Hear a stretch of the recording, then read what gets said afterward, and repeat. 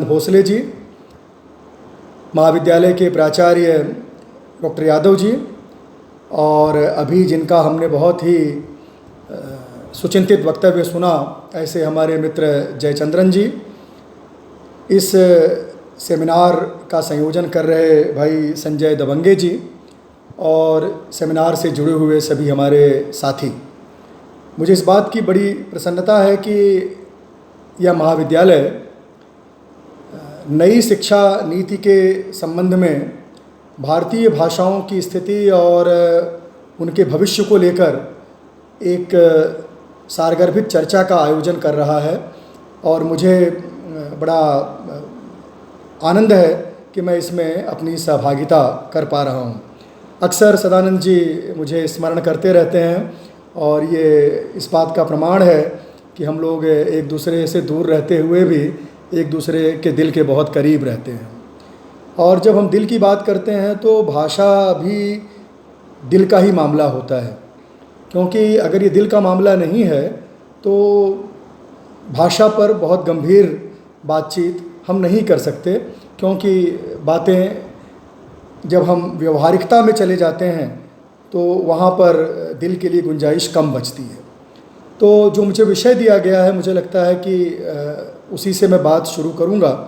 तो शुरू में पहले तो ये देख लेना है कि हमारी जो राष्ट्रीय शिक्षा नीति 2020 आई है, इसमें प्रावधान क्या किए गए हैं, भारतीय भाषाओं को लेकर उनकी चिंताएं क्या हैं, और वे उन चिंताओं के समाधान के लिए क्या राह तलाश रहे हैं, क्या उनके सुझाव हैं, वह देखना सर्वथा आवश्यक है।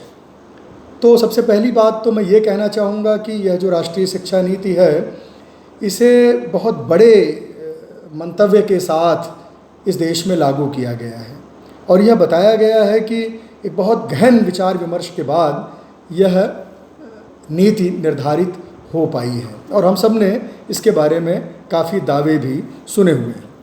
जो इसके आधारभूत सिद्धांत हैं, उनमें जो बातें प्रमुख रूप से उल्लेखनीय हैं वे हैं कि यह विद्यार्थी की विशिष्ट क्षमताओं की पहचान, प्रतिष्ठा और विकास के लिए लाई गई है।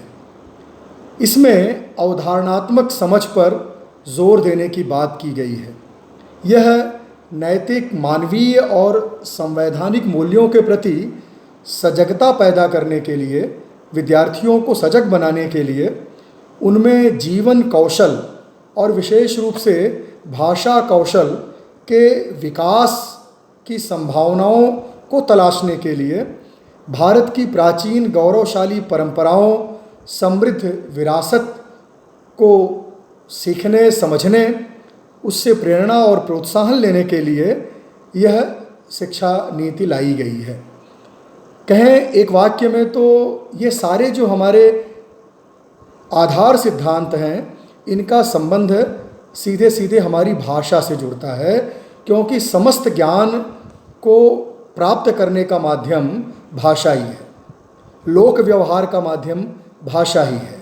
तो निश्चित रूप से भाषा को लेकर गहन चिंतन, गहन विमर्श इस नीति में किया जाना आवश्यक था, और हमारे नीति निर्माताओं ने इस पर विचार भी किया है। भाषा का मुद्दा, जैसा मैं बार बार हर मंच से कहने की कोशिश करता हूँ कि यह सांस्कृतिक मुद्दा है, यह भावनात्मक मुद्दा है, और व्यवहारिक तो है ही, लेकिन जब हम भाषा पर बात करते हैं तो व्यवहारिकता के तकाजे से ज़्यादा भावनात्मकता पर हमारा जोर होना चाहिए। और इसीलिए जब मैं इस नीति को देखता हूँ तो मैं पाता हूँ कि नई शिक्षा नीति के जो कुल 27 अध्याय प्रस्तुत किए गए हैं, इनमें से 2 अध्यायों पर विशेष रूप से भाषाओं की चर्चा की गई है, अध्याय 4 में और अध्याय 22 में। और पूरी नीति में अनेक अध्यायों पर, अनेक प्रसंगों में बहुभाषिकता और बहुविषयकता पर जोर दिया गया है। ये बहुभाषिकता यानी हमारा जो विद्यार्थी है, हमारा जो भारतीय नागरिक है, जो विद्या अध्ययन कर रहा है, वह अधिक से अधिक भारतीय भाषाओं को सीखे, भारतीय भाषाओं के ज्ञान से संपन्न हो। और जब भारतीय भाषाओं की बात की गई है तो मैं अपनी बात को दो हिस्सों में करूँगा। पहले मैं भारतीय भाषाओं के संदर्भ में बात करूँगा और बाद में हिंदी के संदर्भ में बात करूँगा, क्योंकि हिंदी के संदर्भ में बात करना कई बार विवाद का विषय बन जाता है। जयचंद्रन जी को मैं सुन रहा था तो मुझे बड़ी खुशी हुई कि जितने सम्मान, साहस और स्नेह के साथ उन्होंने हिंदी की बात कही, और एक अहिंदी भाषी होते हुए एक अहिंदी क्षेत्र से कही। अब ऐसी बातें हिंदी क्षेत्र से भी कम सुनने को मिलने लगी हैं, जिसका थोड़ा सा संकेत जयचंद्रन जी के वक्तव्य में भी था, जिस पे अगर समय मिला तो मैं थोड़ा और विस्तार देने की कोशिश करूँगा। तो जो भारतीय भाषाओं की बात की गई है, इसमें हिंदी का नाम संभवतः नहीं लिया गया है। ये बड़ा रोचक है कि हर जगह भारतीय भाषाओं पद का इस्तेमाल किया गया है। पूरे डॉक्यूमेंट को मैंने कंट्रोल फाइंड करके सर्च किया तो पाया कि केवल एक जगह हिंदी लिखा गया है, और मेरे ख्याल से वह अनवधानता में आ गया मुझे लगा, या फिर जहाँ पर माध्यमिक कक्षाओं के कुछ विषयों के बारे में उनका उल्लेख करना था तो वहाँ पर हिंदी का भी उल्लेख हो गया है। तो कहने का आशय ये है कि बहुत सावधानी से हिंदी से बचा गया है। बावजूद इसके ऐसा सुनने में आया कि हमने ऐसे कुछ प्रदेशों को देखा जहाँ से खबरें आईं कि हिंदी थोपने की कोशिश के तौर पर राष्ट्रीय शिक्षा नीति के विरोध के संबंध में कुछ प्रदर्शन आदि, कुछ बयानबाजियाँ भी हुई। भारतीय भाषा जब कहा गया है तो जो पद इस्तेमाल हुआ है वो बहुत महत्वपूर्ण है। वह है घर की भाषा, मातृभाषा, स्थानीय लोगों की भाषा, क्षेत्रीय भाषा।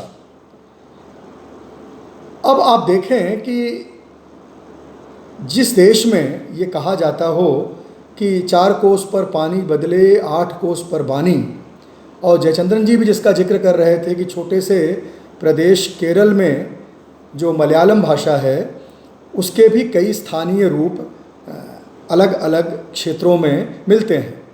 महाराष्ट्र का मेरा अनुभव है, महाराष्ट्र में भी जो जलगांव में लोग मराठी बोलते हैं और जो पुणे में मराठी बोलते हैं एक जैसी नहीं है। मुंबई की मराठी भी बहुत कुछ बदल गई है, वैसे तो मुंबई की हिंदी भी कोई कम नहीं बदली है। कहने का आशय यह है कि अगर हम स्थानीय भाषा, घर की भाषा, मातृभाषा और क्षेत्रीय भाषा में कक्षा 8 तक शिक्षा के प्रावधान की बात करते हैं तो यह थोड़ा सा कठिन है तय करना कि हम अपने शिक्षा के माध्यम की भाषा क्या रखेंगे। और अगर हिंदी क्षेत्र में जब हम जाते हैं तो ये कठिनाई हमारी थोड़ी और भी बढ़ जाती है, क्योंकि हिंदी 56 से अधिक मातृभाषाओं का प्रतिनिधित्व करने वाली भाषा है। कहने का आशय ये कि जिन 10 राज्यों की राजभाषा के तौर पर हम हिंदी को पहचानते हैं, उन 10 राज्यों में 56 से अधिक मातृभाषाएं हैं। मातृभाषाओं में प्राथमिक और मिडिल तक की शिक्षा देने का प्रावधान राष्ट्रीय शिक्षा नीति में किया गया है। तो यहाँ पर एक बात जो हमें समझनी होगी और एक राष्ट्रीय सहमति निर्मित करनी होगी, वह राष्ट्रीय सहमति यही हो कि हम जो राज्य की मुख्य भाषा है, या जिसे हम कहते हैं कि वह राज्य की राजभाषा है, जैसे महाराष्ट्र की राजभाषा मराठी है, केरल की राजभाषा मलयालम है, उत्तर प्रदेश, बिहार, मध्य प्रदेश की राजभाषा हिंदी है, ठीक इसी तरह से अन्य राज्यों की राजभाषा को ही हम पाठ्य पुस्तकों की भाषा के रूप में स्वीकार करें तो यह हमारे लिए उपयुक्त होगा। ये मेरा सुझाव है। अन्यथा अगर हम छोटे छोटे क्षेत्रों में देखिए, मैं इस मुद्दे पर नहीं जाऊंगा कि ये भाषा है, कि उपभाषा है, कि ये लोक भाषा है, कि जनपदीय भाषा है, कि बोली है, और जिसे जयचंद्रन जी स्लैंग कह रहे थे। मैं ये कहना चाहता हूँ कि इतनी सारी भाषाओं में जब पाठ्य पुस्तकों के निर्माण का प्रश्न आएगा तो हमारे लिए एक बड़ी कठिन चुनौती हो जाएगी एक। लेकिन एक अच्छी बात राष्ट्रीय शिक्षा नीति में यह भी कही गई है कि भले ही पाठ्य पुस्तकों की भाषा उस राज्य की राजभाषा या सबसे ज़्यादा बोली, पढ़ी, लिखी, समझे जाने वाली भाषा हो, जैसा मैंने उदाहरण के तौर पर मराठी, गुजराती, हिंदी का जिक्र किया, लेकिन उन बच्चों के साथ अध्यापन के समय संवाद की भाषा निश्चित रूप से वहाँ की स्थानीय भाषा हो सकती है, होनी चाहिए। और इस तरह से अगर कोई भोजपुरी अंचल में प्राथमिक या माध्यमिक शिक्षा ग्रहण कर रहा है तो उसकी जो अध्ययन की भाषा होगी वह हिंदी हो, लेकिन वहाँ जो शिक्षक विद्यार्थियों के साथ करिकुलम, को करिकुलर और एक्स्ट्रा करिकुलर के संबंध में जो संवाद करते हैं उस संवाद की भाषा वहाँ की स्थानीय भाषा हो, तो विद्यार्थियों तक बात पहुँचाना, विद्यार्थियों को बेहतर तरीके से ज्ञान से जोड़ना संभव हो पाएगा। तो मुझे ऐसा लगता है कि हमारे नीति निर्धारकों ने थोड़ी सावधानी बरतते हुए यही बात कही होगी कि हम अपनी भारतीय भाषाओं का अधिकतम प्रयोग शिक्षा के माध्यम के रूप में करें, और इसके लिए न सिर्फ सार्वजनिक बल्कि निजी शिक्षा संस्थानों को भी यह लागू करने के लिए प्रावधान बनाए गए हैं। और इसको देखकर हमें लगता है कि महात्मा गांधी ने जो बातें कही थीं, और एक बात और मैं कह दूं कि यह राष्ट्रीय शिक्षा नीति बार बार हमारी जो प्राचीन शिक्षा पद्धति थी, जो हमारी पारंपरिक शिक्षा पद्धति थी, जो हमारे प्राचीन विश्वविद्यालयों तक्षशिला, नालंदा, उज्जैनी, वल्लभी आदि विश्वविद्यालयों में जो शिक्षा का हमारी व्यवस्था थी, और जिनके दम पर, जिनके ज्ञान के दम पर हम दुनिया में कभी विश्वगुरु कहाए थे, और जिस विश्वगुरु के स्तर को प्राप्त करने के लिए हम पुनः प्रयत्नशील हैं, वह जो विश्वगुरु का दर्जा हमें मिला था वह निश्चित रूप से हमारे ऋषियों ने, हमारे महर्षियों ने, हमारे योगियों ने, हमारे अध्येताओं ने, हमारे महापुरुषों ने अपनी भाषा में अध्ययन करके प्राप्त किया था। तो कहीं न कहीं इस पूरी नीति के पीछे अपने उस प्राचीन गौरव को प्राप्त कर लेने की भावना बलवती है। ये अलग बात है कि वक्त काफ़ी बीत चुका है, चीज़ें बहुत बदल चुकी हैं। इस बहुत बदली हुई परिस्थिति में हम कितना अपने उन प्राचीन लक्ष्यों को वर्तमान संदर्भों में प्राप्त कर पाएंगे, यह अभी देखा जाना है। मैं कोई आशंका व्यक्त करना नहीं चाहता हूँ, क्योंकि इसका इम्प्लीमेंटेशन होना है और इसके लिए एक लंबा समय भी दिया गया है। शिक्षा नीति में 2030, 2035, यहाँ तक 2040 तक इस बात का उल्लेख किया गया है कि तब तक हम अपनी इस शिक्षा नीति के माध्यम से, इस शिक्षा नीति के जो तमाम प्रावधान हैं, इसके जो लक्ष्य हैं, उसको हम हासिल करने की कोशिश करेंगे। जैसा मैं कह रहा था, गांधी जी का जिक्र जयचंद्रन महोदय ने किया, तो गांधी जी भी जिस भाषा की बात कर रहे थे वह भारत की आम फहम की भाषा, और साथ ही साथ वह हमारी भारतीय भाषा, हमारे लोगों की भाषा।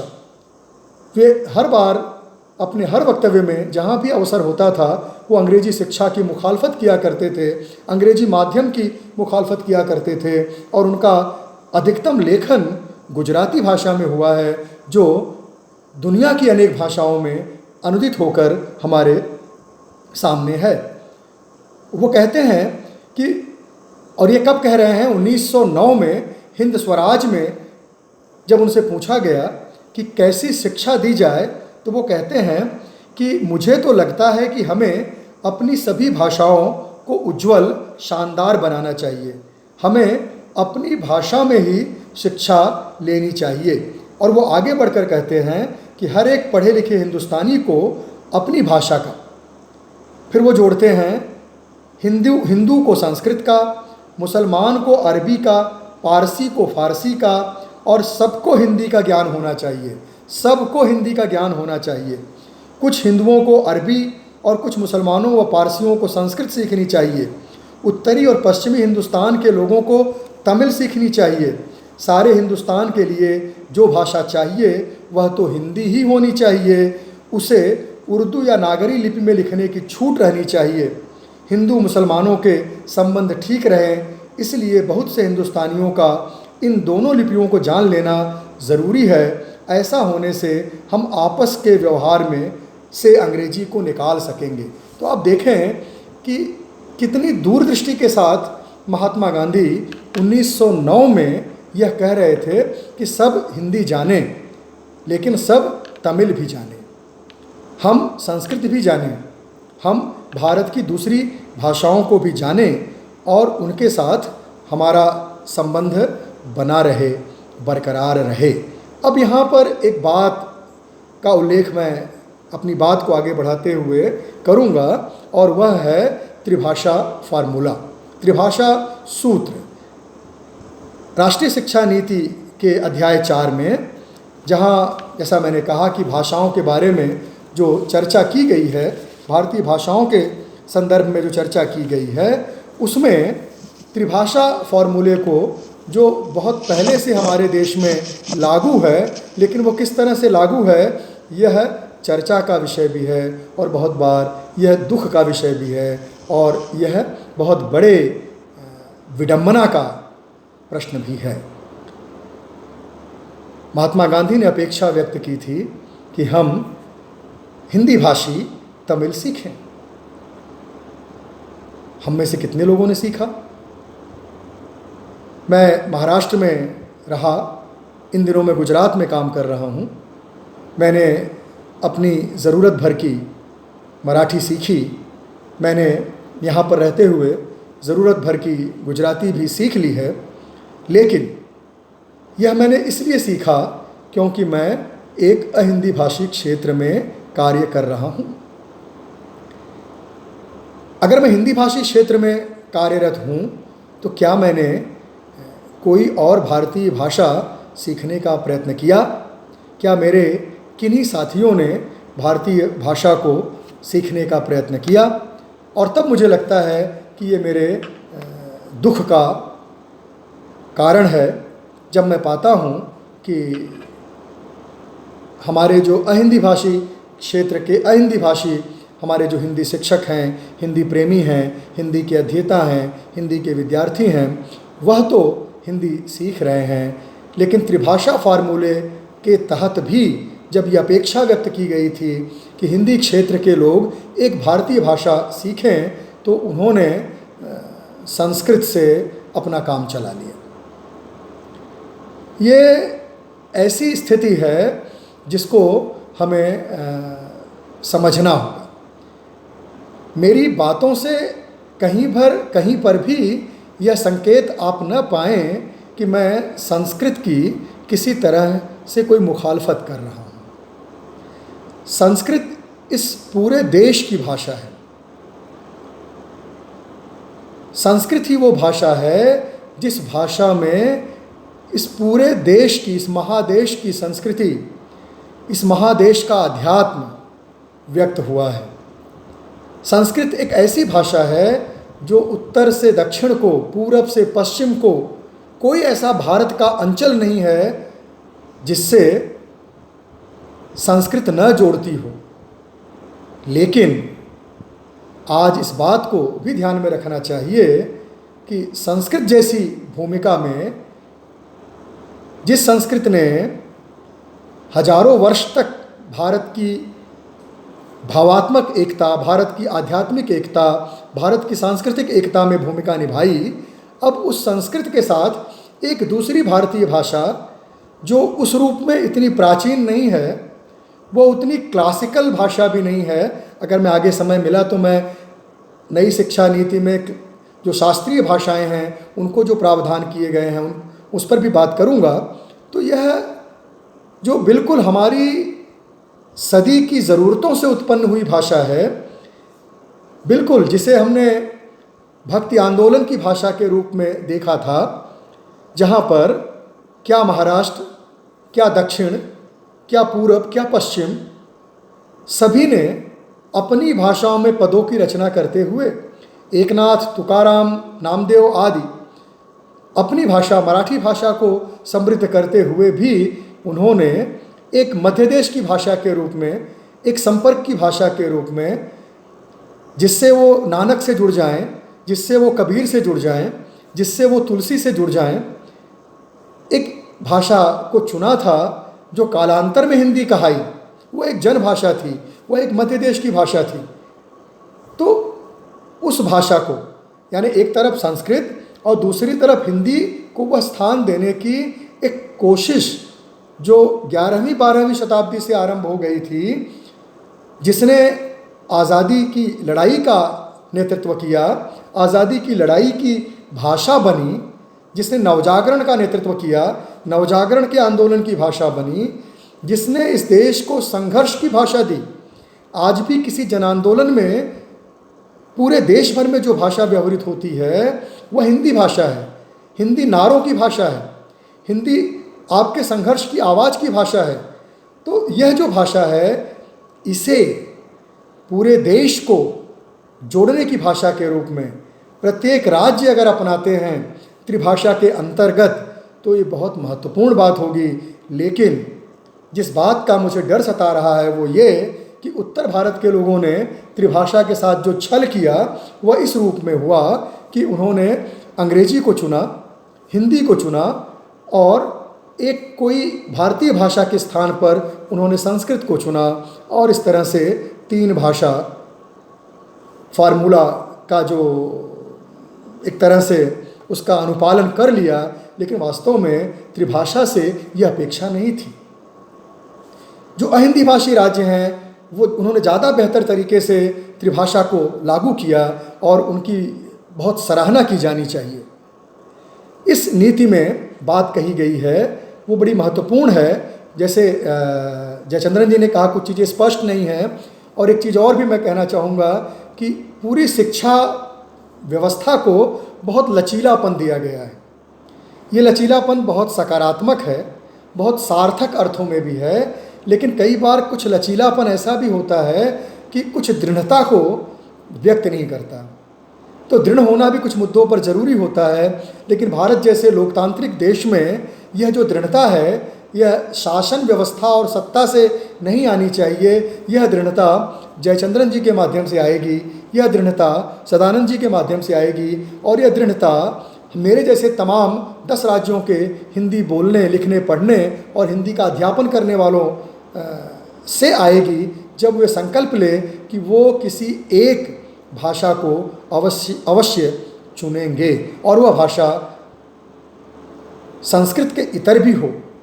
मैं तो ये कहना चाहता हूँ कि भाषाओं के अंक को परीक्षा के परिणाम से क्यों जोड़ देना ज़रूरी है, उससे उसके ग्रेड क्यों निर्धारित हों। जैसे हमने देखा कि हमारे माध्यमिक विद्यालयों में बहुत स्थानों पर महाराष्ट्र की गवाही सदानंद जी देंगे, गुजरात में मैं देख रहा हूँ कि माध्यमिक कक्षाओं में हिंदी के विकल्प के तौर पर आईटी, हिंदी के विकल्प के तौर पर संस्कृत, हिंदी के विकल्प के तौर पर विदेशी भाषाएं भी दे दी गई हैं, और उसका परिणाम ये हुआ है कि हिंदी अध्यापकों की संख्या निरंतर माध्यमिक स्तर तक के स्कूलों में कम होती चली गई है। और जब माध्यमिक स्तर के स्कूलों में हिंदी अध्यापकों की नियुक्ति नहीं होगी, क्योंकि हिंदी जो 200 विद्यार्थी, 500 विद्यार्थी एक वर्ग के पढ़ते थे, अब वो 100 विद्यार्थी पढ़ रहे हैं, बाकी 400 आईटी, संस्कृत या फिर कोई जापानीज़, फ्रेंच और दूसरी भाषाएं पढ़ रहे हैं, तो स्वाभाविक तौर पर हिंदी के अध्यापक की जो पोस्ट थी, जो वैकेंट होती थी बड़ी संख्या में, और जिसके कारण उच्च स्तर की कक्षाओं में लोग हिंदी पढ़ते थे, वह निरंतर कम होता गया है, घटता गया है। तो मुझे ऐसा लगता है कि बहुभाषिकता ज़रूरी है, भाषाएं सीखना ज़रूरी है, लेकिन भाषाओं को ग्रेडिंग से थोड़ा मुक्त कर देना चाहिए। जैसे मैं सुझाव देता हूँ कि मैं यहाँ पर अगर मान लीजिए मैं गुजरात में हूँ, तो यहाँ पर कोई हिंदी पढ़ रहा है या संस्कृत पढ़ रहा है, तो उसे कार्यसाधक ज्ञान मिले, लेकिन उसके अंक को उसके पूर्णांक से जोड़कर, जैसा कि अक्सर हमने देखा है कि संस्कृत में 100 में 100 अंक मिलेंगे तो मेरिट सुधर जाएगी और आपने संस्कृत विषय ले लिया, और हिंदी में अंक कम मिलते हैं क्योंकि वर्तनी की तमाम अशुद्धियों, वाक्य विन्यास की अशुद्धियों के चलते अंक कट जाते हैं। तो एक ट्रेंड दिखता है कि हम हिंदी नहीं लेंगे, और उसका दूसरा दुष्परिणाम ये हुआ, जो हम सब जानते हैं शिक्षा से जुड़े हुए लोग, कि हमने इन विषयों पर जांच करना भी छोड़ दिया और हम खूब नंबर देने लगे, लेकिन उससे नुकसान किसका हुआ? अंततः नुकसान भाषा का हुआ। तो मैं कहना ये चाह रहा था कि संस्कृत को जो महत्व दिया गया है उसे इस रूप में पढ़ाया जाए कि हम सब संस्कृत पढ़ें, वह मूल्यांकन में हमारे ग्रेड को प्रभावित न करे, लेकिन उसका कार्य साधक ज्ञान और उसमें उत्तीर्ण होना आवश्यक हो, ऐसा कोई प्रावधान किया जाना चाहिए। अन्यथा मुझे जो जिस बात का डर है वह ये कि भारतीय भाषाओं के नाम पर जहाँ पर अवकाश मिलेगा वहाँ भारतीय भाषा के स्थान पर, यानी सीधे सीधे मैं कहूँ तो अलग अलग राज्यों की भाषाएं, क्योंकि सारा संघर्ष राज्यों के स्तर पर होता है। अभी जयचंद्रन जी ने बहुत अच्छी बात कही कि तमिलनाडु में सरकारी स्कूलों में हिंदी पढ़ने को विद्यार्थियों को नहीं मिलता, लेकिन वही विद्यार्थी दक्षिण भारत हिंदी प्रचार सभा के पाठ्यक्रमों में वो भागीदारी करते हैं और बहुत अच्छी तरह से उसमें लाखों की संख्या में शामिल होते हैं। तो कहना यह है कि संस्कृत भी हम पढ़ें, क्योंकि इस देश को जोड़ने की भाषा संस्कृत है, लेकिन वो एक समय में उसने बहुत बड़ी भूमिका निभाई थी। आज उस भूमिका के निभाने का वक्त हिंदी का आया है। मुझे दुख के साथ कहना पड़ रहा है कि जो मैं बार बार सोशल मीडिया अन्य प्लेटफॉर्मों पर कहता रहता हूँ, सदानंद जी इससे परिचित हैं, कि हिंदी क्षेत्र के लोग भी अब ये कहने लगे हैं कि हिंदी दूसरी भाषाओं का गला दबा रही है, हिंदी वर्चस्व की भाषा बन गई है, हिंदी ने भोजपुरी, अवधी, ब्रज और तमाम भाषाओं को के हक को छीन लिया है। मुझे लगता है कि ये लोग राजनीतिक साजिश के शिकार हैं। इनको इस बात को समझना होगा कि हिंदी एक बहुत बड़ी राष्ट्रीय सहमति है। हिंदी एक भाषा ही नहीं है, ये एक बहुत बड़ी राष्ट्रीय सहमति है, और यह सहमति हमारे पूर्वजों ने व्यक्त की थी। दक्षिण के कामराज से लेकर, महाराष्ट्र के बाल गंगाधर तिलक से लेकर, गुजरात के महात्मा गांधी से लेकर, हमारे जो नवजागरण के पुरोधा हुए राजा राम मोहन राय ने क्यों बंगदूत के कुछ पृष्ठ हिंदी में प्रकाशित किए? स्वामी आर्य समाज के संस्थापक दयानंद सरस्वती जी ने सत्यार्थ प्रकाश हिंदी में क्यों लिखा? तब तो हिंदी की कोई बात नहीं हुई थी। रविन्द्रनाथ टैगोर आदि क्यों अनेक मंचों पर भारत की एक भाषा, जहाँ पर एक भाषा की बात आती थी वहाँ हिंदी की बात की जाती थी। लेकिन मेरे हिंदी क्षेत्र के तमाम लोग अब एक ऐसा सोशल मीडिया के प्लेटफॉर्म के माध्यम से आंदोलन चलाने की कोशिश करते हैं और ये बताते हैं कि भोजपुरी को, अवधी को, ब्रज को का हक मार लिया गया है। हक मारा नहीं गया है। मैं कहना ये चाहता हूँ कि इन सब का हक हिंदी का सामूहिक हक है। कुछ त्रुटियां हुई होंगी, हमने इन तमाम जो लोक भाषाएं थी उनसे हमने हिंदी साहित्य का मध्यकाल समृद्ध किया, उत्तर मध्यकाल समृद्ध किया, और आज अब ज़रूरत इस बात की है कि हम हिंदी का जो आधुनिक काल है उनमें भी इसके प्रदेय को लेकर आएँ। जैसे मैं प्रस्तावित कर रहा हूँ सदानंद जी और बाकी साथी, और इसको पूरे देश में भी अगर हम ले जा पाएँ तो एक बड़ा काम होगा। उदाहरण के तौर पर मैं कहना चाहता हूँ कि अगर मैं हिंदी क्षेत्र के किसी विश्वविद्यालय का स्नातक या स्नातकोत्तर का पाठ्यक्रम निर्मित कर रहा हूँ तो एक ऐसा प्रश्न पत्र अवश्य होना चाहिए जो आधुनिक लोक भाषाओं का हो। जैसे अगर यह इलाहाबाद या बीएचयू का विभाग है तो वहाँ पर एक पेपर भोजपुरी का, अवधी भी इसमें शामिल हो, और आधुनिक काल में जो श्रेष्ठ रचनाएं अवधी भोजपुरी में लिखी जा रही हैं वो वहाँ पढ़ाई जाएं। लेकिन साथ ही मैं ये कहूँगा कि महाराष्ट्र में ये करने की ज़रूरत नहीं है। महाराष्ट्र में क्या करना है, केरल में क्या करना है, तमिलनाडु में क्या करना है, तो वो ये करना है कि महाराष्ट्र में वे लोग जो हिंदी लिख रहे हैं, हिंदी में कविताएं लिख रहे हैं, कहानियाँ लिख रहे हैं, उपन्यास लिख रहे हैं, वैचारिक लेखन कर रहे हैं, उनके जो उत्कृष्ट लेखन हैं, उनकी जो उत्कृष्ट कृतियाँ हैं, उसके आधार पर महाराष्ट्र के हिंदी लेखन का एक प्रश्न पत्र बने, केरल के हिंदी लेखन का एक प्रश्न पत्र बने, गुजरात के हिंदी लेखन का एक प्रश्न पत्र बने, और गुजरात के विश्वविद्यालयों के हिंदी विभाग में, महाराष्ट्र के हिंदी विश्वविद्यालयों के हिंदी विभाग में और केरल के विश्वविद्यालयों के हिंदी विभाग में वह पढ़ाया जाए। क्योंकि हिंदी अब केवल हिंदी क्षेत्र की संवेदना और संस्कृति के संवहन की भाषा नहीं है। अब हिंदी इस देश की संस्कृति, इस देश की संवेदना के संवहन की भाषा है। और मुझे लगता है कि सदानंद जी जो कुछ वहाँ पर आलोचना की कृतियाँ लिख रहे हैं, चंद्रकांत बांदीवड़ेकर जी ने बहुत बड़ा जो योगदान किया है, पुणे में दामोदर खड़से जी जो इतना अच्छा लेखन कर रहे हैं, मेरे तमाम मित्र हैं, नाम लेने से फिर ये होगा कि इनका नाम लिया उनका नाम छूट गया। मैंने केरल में देखा है कि ऐसे तमाम लोग हैं जिन्होंने बहुत अच्छा हिंदी लेखन किया है। मैं किताब से गुजर रहा था, जयचंद्रन जी मुझे बता देंगे कि उन्होंने बहुत अच्छी पुस्तक विमाताओं पर लिखा है, उन माताओं के बारे में लिखा है जिनको हमारे साहित्य ने सम्मान नहीं दिया, हमारी संस्कृति में जिनकी कुछ कारणों से उपेक्षा हुई, उनके विचारों को, उनकी स्थिति को वहाँ व्यक्त किया गया है। तो मेरा मानना ये है कि भाषा व्यवहारिकता का मामला है। हमारे हिंदी क्षेत्र के लोग कहते हैं कि हम हिंदी, चलो हम तो हिंदी पढ़ते हैं, अंग्रेजी पढ़ते हैं, हम तमिल क्यों पढ़ें, हम तेलुगु क्यों पढ़ें, हम मराठी क्यों पढ़ें। जबकि तमिल, तेलुगु और मलयालम का जो व्यक्ति है वो हिंदी पढ़ता है तो वो व्यापक हिंदी क्षेत्र से जुड़ता है। भाई व्यवहारिकता की बात करेंगे तो व्यवहारिकता का ही तकाजा रहा कि हम अपनी 40,000 भाषाओं का संरक्षण नहीं कर सके। और आज देखें तो कितनी कम भाषाएं बची हैं, 4,000 भी नहीं हैं। अभी आंकड़ा देने का वक्त नहीं है मेरे पास, लेकिन देखा जाए तो भाषाएं इसी व्यवहारिकता के चलते निरंतर छिंचती गई हैं, कम होती गई हैं। मैं भी अवधि का बहुत बड़ा समर्थक हूँ। मैं अपने बच्चों के साथ अवधि में बात करता हूँ, मेरे बच्चे मेरे पिता माता के साथ अवधि भाषा में बात करते हैं।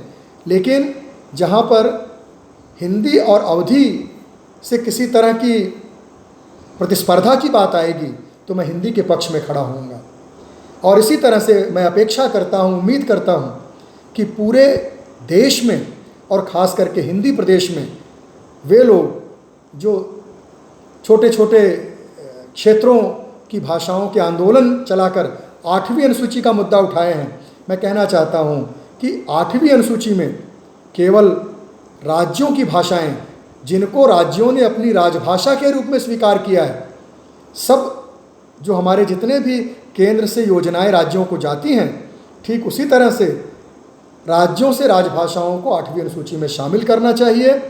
और साथ ही जो अन्य भाषाएं हैं, उदाहरण के तौर पर मैं कहना चाहूँगा, जैसे सिंधी का अपना कोई राज्य नहीं है, लेकिन अखंड भारत में सिंध था तो सिंधी को आपने महत्व दिया, इसका स्वागत है। ऐसी और भी कई भाषाएं हैं जिनको 8वीं अनुसूची में शामिल किया गया है। राज्यों का कर्तव्य है, महाराष्ट्र का, उत्तर प्रदेश का, बिहार का, कर्नाटक का, तमिलनाडु का, कि जो वहाँ की जो स्थानीय भाषाएं हैं उनकी समृद्धि के लिए वो कार्य करें, उनके लिए वो अकादमियाँ बनाएं, उनके लिए पुरस्कार, उनके लिए प्रकाशन की व्यवस्था करें। यह मेरा मत है और मैं इस मत को हर उस प्लेटफॉर्म पर व्यक्त करता हूँ जहाँ भाषा की चिंता व्यक्त की जाती है। मित्रों, त्रिभाषा को लेकर जो बात कही गई है उसमें जो मेरी जो हिचक है वो यही है कि कहीं संस्कृत को हम अपनी दूसरी भारतीय भाषा को धकेलने, पीछे कर देने के लिए इस्तेमाल न करें। संस्कृत भी पढ़ें, लेकिन संस्कृत के साथ जैसे गुजरात में क्यों नहीं मराठी पढ़ाई जाए। कम से कम जो नियर बाई स्टेट हैं, जो बगल के राज्य हैं, वहाँ से तो शुरुआत हो। और क्यों नहीं उत्तर प्रदेश में तेलुगु पढ़ाई जाए। ठीक है, वो उनका उस रूप में व्यवहारिक लाभ नहीं है, लेकिन भावनात्मक लाभ होगा, और भावनात्मक लाभ इस देश की भावात्मक एकता के लिए बहुत ज़रूरी है। एक बात और मैं कहना चाहूँगा कि शास्त्रीय भाषाओं को भाषा नीति में बड़ा महत्व दिया गया है। तमिल, तेलुगु, कन्नड़, मलयालम, उड़िया, पाली, फारसी, प्राकृत के साहित्य में के अध्ययन में रुचि बढ़ाने की बात कही गई है। ये काबिल तारीफ़ है, इसकी प्रशंसा की जानी चाहिए। इतनी एलोब्रेट ये नीति है भाषा के संदर्भ में कि वो यहाँ तक कहती है कि प्रत्येक विद्यार्थी को लैंग्वेज ऑफ इंडिया जैसा कोई एक मज़ेदार प्रोजेक्ट दिया जाए, वो गतिविधियों में भाग लें। सदानंद जी को याद होगा कि वो अपने विद्यार्थियों के साथ हमारे विश्वविद्यालय में आए थे। हमारे विश्वविद्यालय में गुजराती भाषी और अन्य भाषाभाषी विद्यार्थियों के साथ, पुणे विश्वविद्यालय के विद्यार्थियों के साथ बड़ा रोचक संवाद हुआ था। इस संवाद को और बढ़ाया जाना चाहिए। ये संवाद बढ़ेगा तभी भाषाओं की परस्पर साझेदारी बढ़ेगी और शास्त्रीय भाषाओं को महत्व मिलेगा। 2-3 चीज़ें और मैं कह के बात अपनी समाप्त कर दूंगा। मेरे ख्याल से मैंने समय पर्याप्त ले लिया है, और वो ये कि एक बात और कही गई है बहुविषयकता की, यानी पाठ्यक्रम हमारे ऐसे होंगे जो कंपार्टमेंट वाइज नहीं होंगे। मतलब ये कि साइंस का विद्यार्थी भी साहित्य पढ़ सकता है।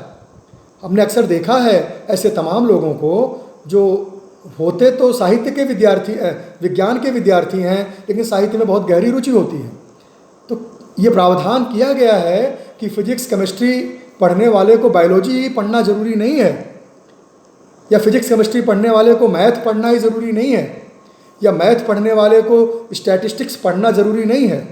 वो मैथ भी पढ़ेगा और इसके साथ वह अपनी कोई भाषा, कोई भारतीय भाषा भी पढ़ सकता है। वह मराठी हो सकती है, वह गुजराती हो सकती है, वह तमिल हो सकती है, मलयालम हो सकती है।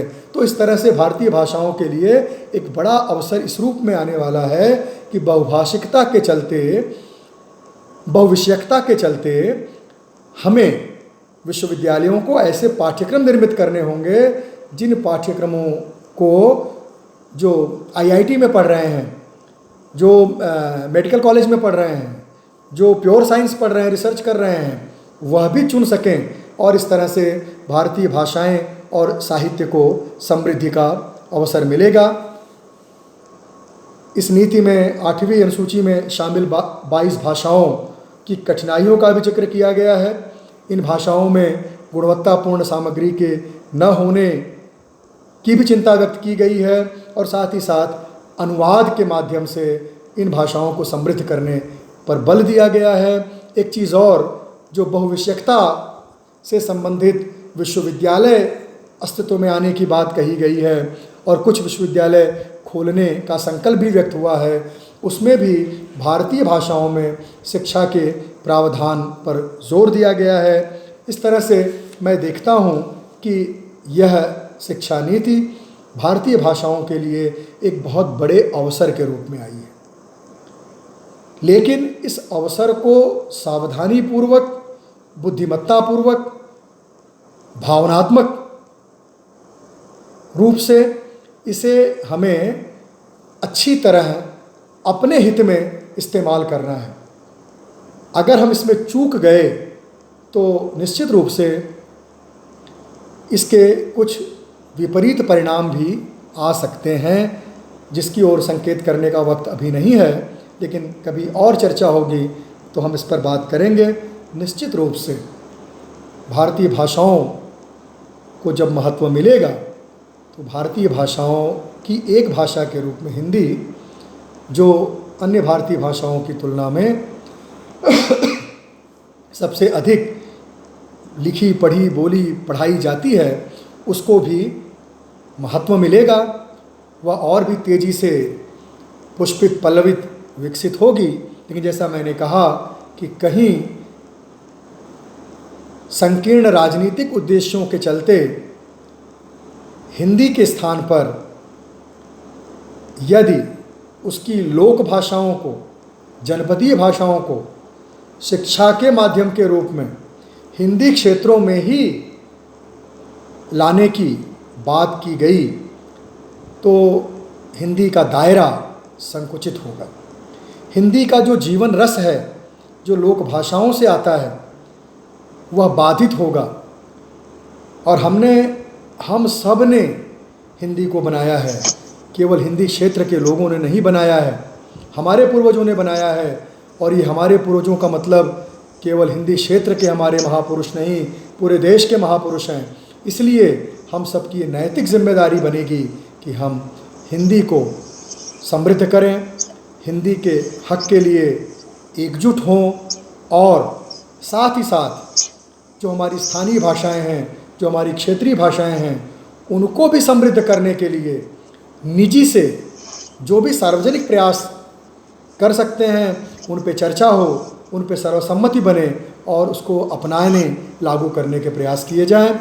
इस अवसर पर मैं एक बार पुनः के.जे. सोमैया महाविद्यालय को बधाई देना चाहता हूं कि उन्होंने बहुत ही महत्वपूर्ण विषय पर चर्चा का आयोजन किया। बहुत ही सुधीर वक्ता के रूप में जयचंद्रन जी हमें मिले, जिनसे एक दो बार का परिचय है, लेकिन वैसी घनिष्ठता अभी नहीं बन पाई थी जैसे भाई सदानंद भोसले जी के साथ है।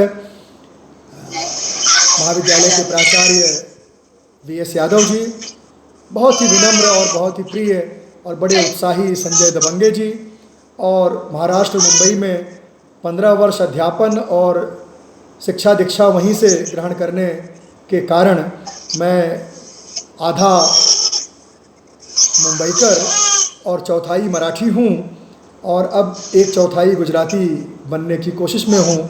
आप सब ने मुझे वक्त दिया, सुना, आप सबका बहुत बहुत आभार, धन्यवाद।